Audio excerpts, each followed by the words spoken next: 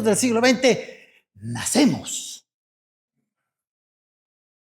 Así es que nuestro cumpleaños, pues lo vamos a celebrar todos los 24 de noviembre.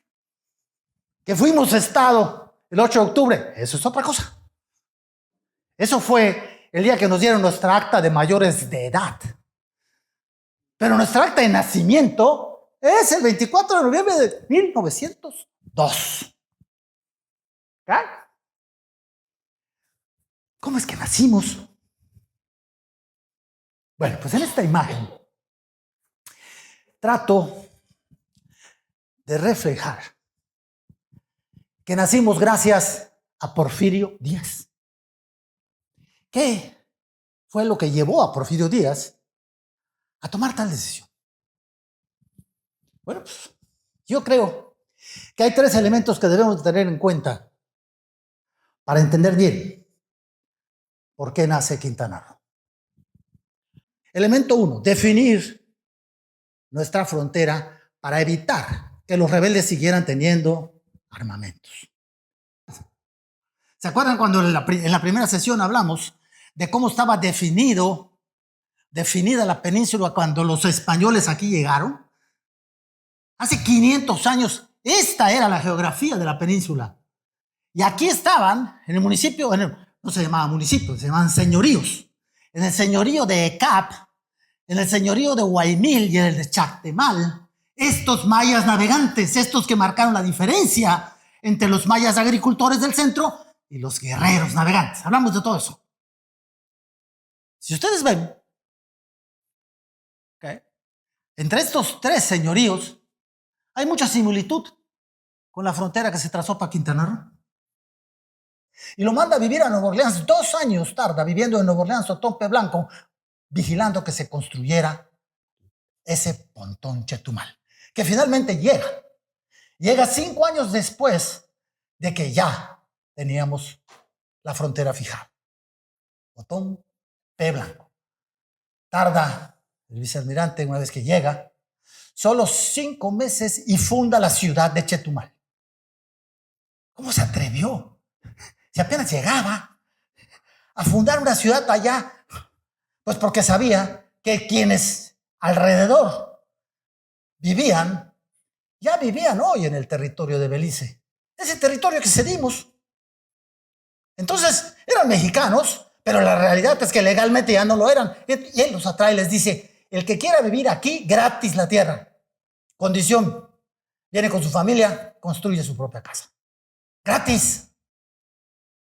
Y ese 5 de mayo del 898 se funda la ciudad de Chetumal, gracias a Otón P. Blanco, y por eso el municipio lleva su nombre. El segundo concepto es Olegario Molina. Era el nombre del gobernador de Yucatán.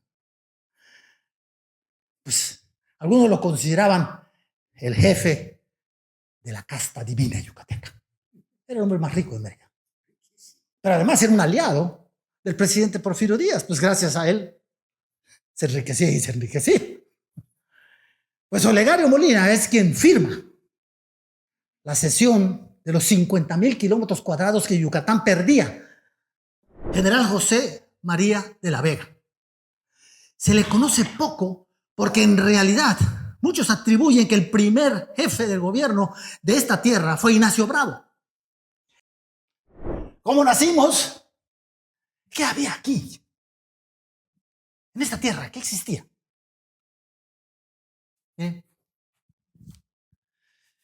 Mientras Otón Blanco, P. Blanco, y el general de la Vega trazaban la soberanía en mapas y aduanas, el Chicle trazaba la vida en la selva. El oro blanco llegó a ser llamado, así como el oro verde, el enequén. El oro blanco llegó a ser llamado esta resina que produjo riqueza a Quintana Roo en esa época. La técnica de la pica permitió que la selva fuera productiva sin ser destruida. Fíjense. Esto, que con el machete se formaba, los surcos para que la resina bajara, no podían tener una profundidad mayor de la que ellos sabían cuál era, porque si lo hacían, ese chico zapote se moría.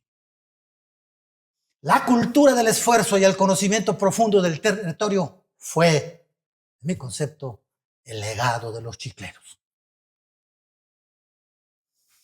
Si los chicleros de 1900 necesitaban que el árbol chicozapote sobreviviera para volver al año siguiente, preguntamos, ¿estamos hoy cuidando el territorio con esa misma visión de futuro? ¿O lo estamos consumiendo como si no hubiera mañana? Pero además, porque tenemos otro elemento en Quintana Roo que nos distingue: el agua.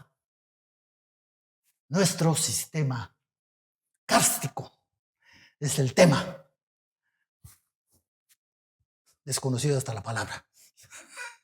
Pero eso significa que vivimos en un área en donde por debajo hay agua para consumo humano. Producto de toda esta filtración de la caliza, ahí está el agua. El civismo que vamos a construir tiene que significar la conciencia de que lo que tiras lo bebes mañana. Qué duro, ¿no? Es real. Sí, nacimos en 1902. Pero en 1913, precisamente cuando Victoriano Huerta se hace cargo de este país, ordena que desaparezca el territorio de Quintana Roo. Por decreto, se acabó. Porque a este país, dijo Victoriano Huerta, a sus secuaces, no puede estar manteniendo un sitio que no trae ningún beneficio al país. Así es que regreses a Yucatán y que los yucatecos se hagan cargo de Quintana Roo. Afortunadamente, muy poco tiempo dura Victoriano Huerta en el poder. Venustiano Carranza llega y repone y restituye todo lo que aquí había. Pero hubo otro presidente, Ortiz Rubio, quien bajo el mismo argumento, este sitio le cuesta a la federación, mejor que se encarguen otros de él, decide dividir el estado y decir, la parte norte es para los yucatecos y la parte sur para los campechanos. Entonces vino una verdadera rebelión, pero en este caso, diferente de la guerra de castas, pacífica, no basada en las armas, sino en los argumentos. Y fue gracias a Barocio, don Enrique Barocio, bien organizaditos los chetumaleños, contaron con algún apoyo de cozumaleños también, para decir, no vamos otra vez a agarrar las armas, son los argumentos los que utilizaba quien nos dio apellido, Andrés Quintana Roo, los que van a hacer que esto se restituya. Y logran que Lázaro Cárdenas, haciendo campaña para ser el próximo presidente 3 años después, se comprometa a restituirlo, y lo hace unos días después de que se sienta en la silla presidencial. Volvimos entonces a hacer territorio en el 35, ¿ok? La defensa surtió sus frutos. Ya éramos otra vez autónomos, pero queríamos ser un estado de la República. ¿Por qué seguir dependiendo del centro? ¿Por qué seguir aceptando que vinieran a gobernarnos personas que ni siquiera conocían el territorio? Teníamos derecho allá a elegir a nuestras propias autoridades, a tener nuestras propias leyes. Claro que lo teníamos. Y el reclamo no quedó en el Comité Pro Territorio, sino vamos a lograr ser Estado. Y bueno, la lucha, esa lucha. Uno de los hombres que está de acuerdo con el concepto, en mi criterio, el mejor gobernador que haya habido durante todos estos 70 años, don Rafael Melgar. Hoy todavía podemos ver el legado, y sobre todo los chetumaleños. La Escuela Belisario Domínguez, el Hospital Morelos, que dirigió Arturo, por cierto. Sí, tú fuiste director del Hospital Morelos. Fueron construidos por este hombre. El Hotel Los Cocos. ¿Cómo que turismo en Quintana Roo? En esa época, 35, pues sí, hizo un hotel. ¿Y qué hotel? No cualquier hotel. Pero el malecón de Cozumel fue obra de Rafael Melgar. Ese mismo malecón que hoy no ha cambiado, ¿eh? Modernizó naturalmente, pero el trazo es exactamente el mismo. Ese fue Rafael Melgar. Hay un hecho que marca también una diferencia para los chetumaleños. Janet. ¿De qué magnitud fue la pérdida de la ciudad? Que hay una casa. Bueno, algunos historiadores dicen que fueron 3. Todo esto lo sabes mejor que nadie, Arturo. Pero hay una casa de la familia Bellos, que se desplaza, es arrancada de sus bases y se desplaza 400 metros. Y se va a sentar 400 metros de distancia de esa casa. Salvo las construcciones de mampostería, que eran muy pocas, lo demás dejó de existir. Se acabó. Ahí está la imagen. Bueno, pues fue gracias. ¿Cómo son las cosas de la vida? ¿No? Una desgracia, sí. Pero una desgracia que unió a los chetumaleños en un concepto que pudo haber sido totalmente diferente. No nos vamos a mover de aquí. Reconstruimos lo nuestro. Nada más no volvamos a usar madera. Chetumaleños, la reconstrucción de Chetumal forjó el carácter ciudadano necesario para exigir el autogobierno. Queremos ser una entidad soberana de México. Pues sí. Si las autoridades federales dudaban de la capacidad de los quintanarroenses, ahí estaba demostrada esa capacidad. Cancún es un proyecto del Banco de México. Es un proyecto que surge como consecuencia de una necesidad económica.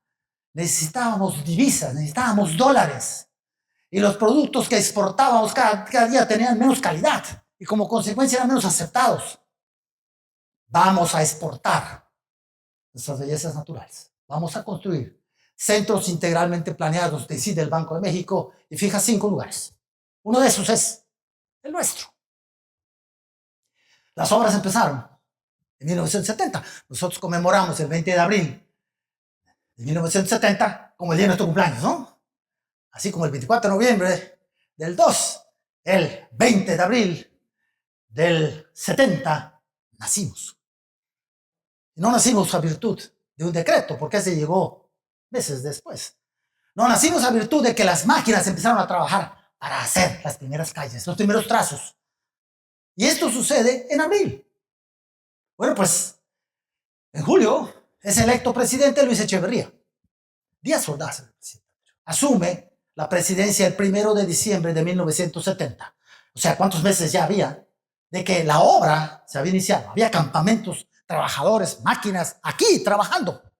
Pues Echeverría decide, se acabó ese proyecto, no va a existir en mi sexenio. Suspende los fondos.